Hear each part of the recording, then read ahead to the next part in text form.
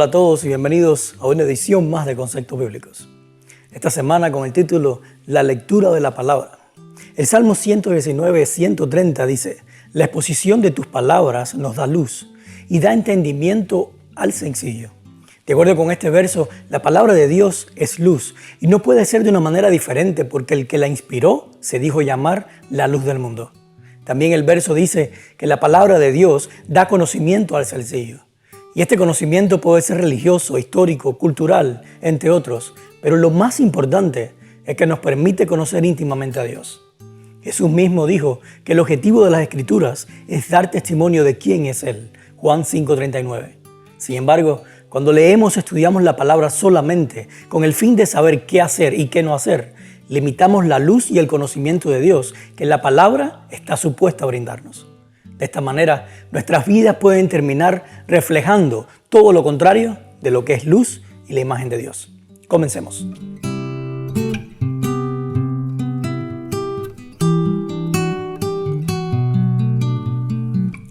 Me llama la atención cómo un pueblo de alrededor de 50,000 personas se une como un solo hombre para escuchar la palabra de Dios. Pero no solo eso, sino que dice la historia que estuvieron leyendo el libro de la ley desde el amanecer hasta el mediodía. Y los oídos de todo el pueblo estaban atentos a la lectura. Esto me hace pensar en nuestras iglesias. Y me vienen preguntas como: ¿alguna vez se ha unido toda mi congregación como un solo hombre para escuchar la palabra de Dios? Si yo me parara en el momento del sermón y en vez de predicar, simplemente me pongo a leer la Biblia por 30 o 40 minutos, ¿cuántos en mi congregación se pararían y se fueran? ¿O cuántos permanecerían con sus oídos atentos a la lectura? Ahora, quiero aclarar que mi intención no es criticar a nuestras iglesias, mucho menos ponerme en una plataforma por encima de mi congregación, porque estoy seguro de que yo haría exactamente lo mismo que ellos. En cambio, mi intención es más bien tratar de identificar los motivos que llevaron al pueblo de Dios en el tiempo de Esdras y Nehemías a unirse para escuchar la palabra y estar atentos a sus enseñanzas. Y encontré al menos dos motivos básicos para que esto sucediera. Número 1, hambre espiritual.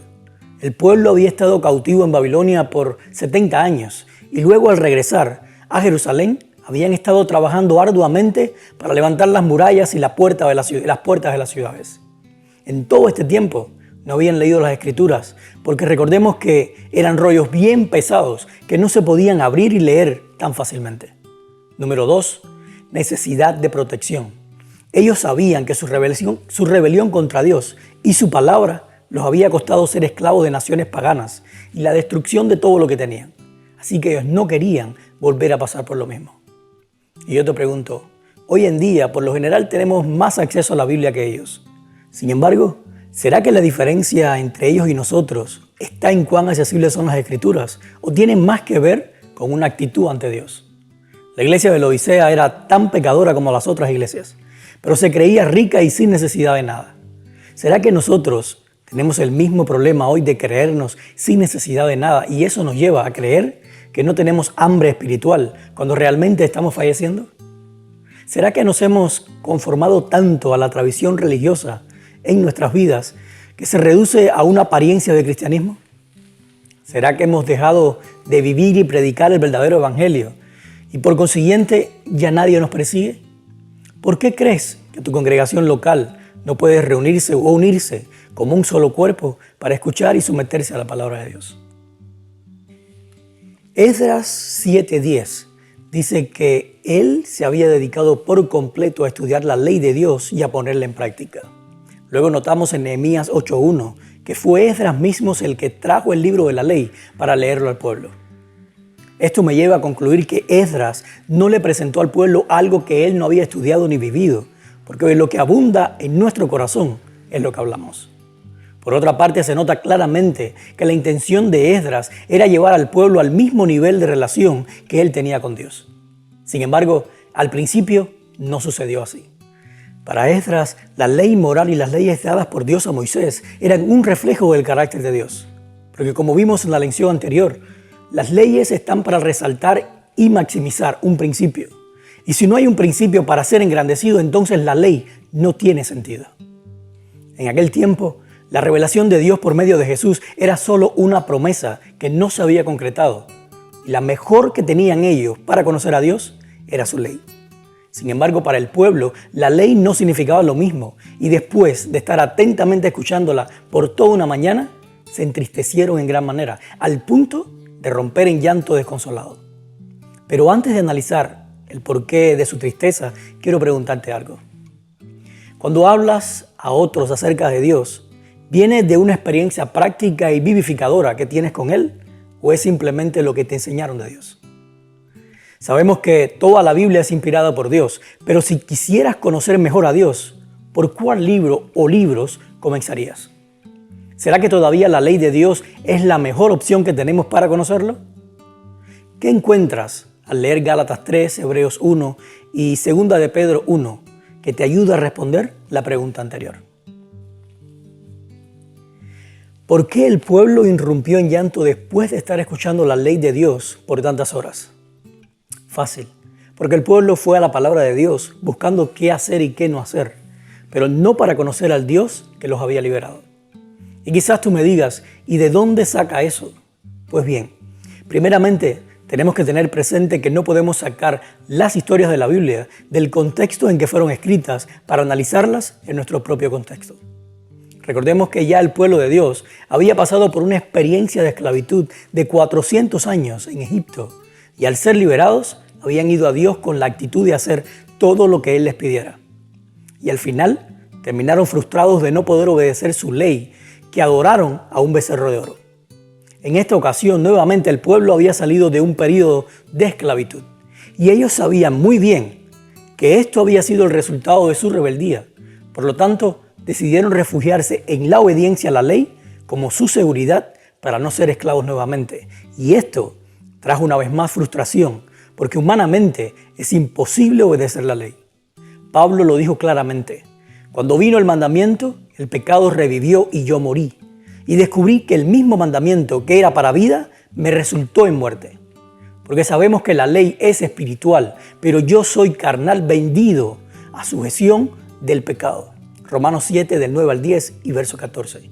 Por otra parte, la historia también nos muestra que fue en este periodo donde comenzó a surgir el grupo político religioso de los fariseos, cuyo propósito principal era preservar y ejercer el cumplimiento externo de la ley dentro del pueblo de Dios.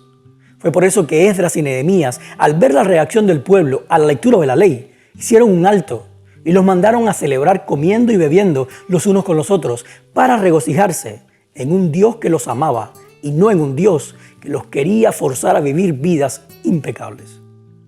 Yo te pregunto, ¿qué pasa en una congregación en la que se enfatiza la ley y no el Evangelio de Cristo?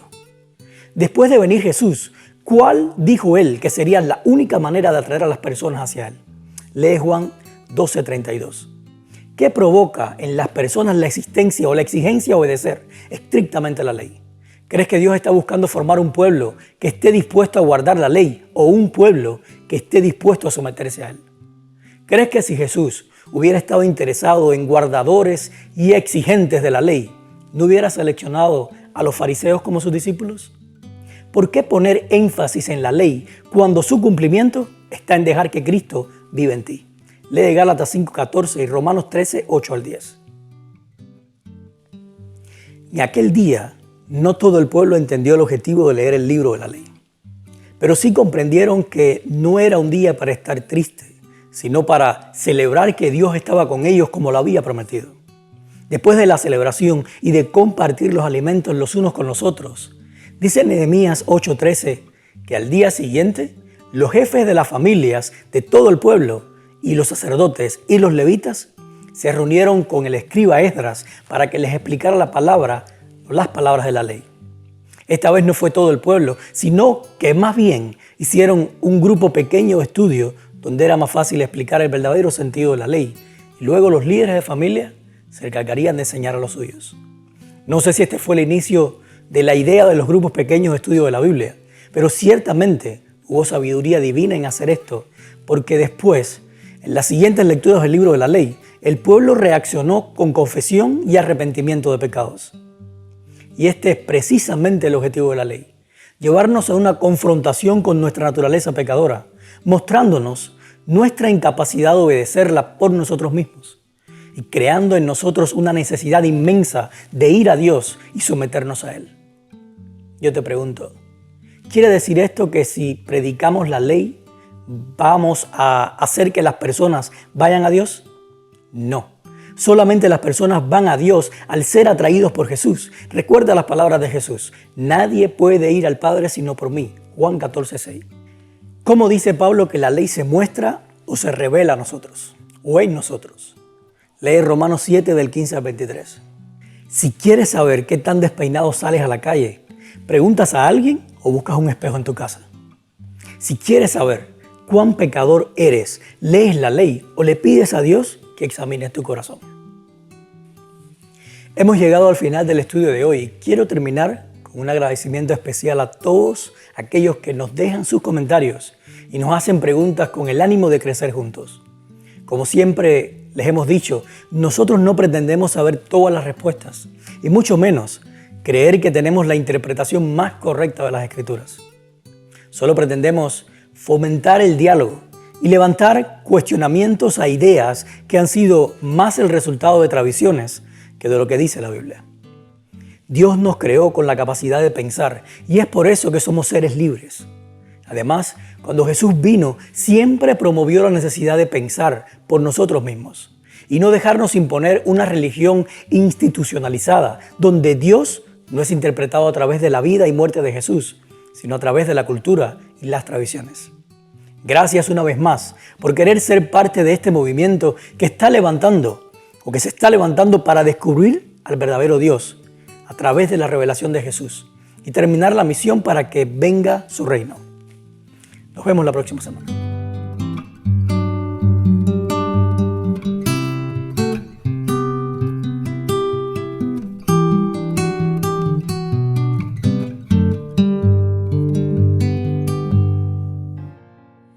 Como siempre, te invitamos a que te mantengas conectados con nosotros, ya sea a través de nuestra página de Facebook, de nuestro canal de YouTube o descargando nuestra aplicación Su Casa Church.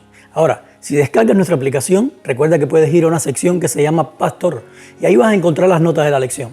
La podrás estudiar más detalladamente, ver los versículos, las preguntas y también compartirlas en tu clase de escuela sabática. Y recuerda, si Dios te habló a través de este video, compártelo con tus amigos. Nos vemos.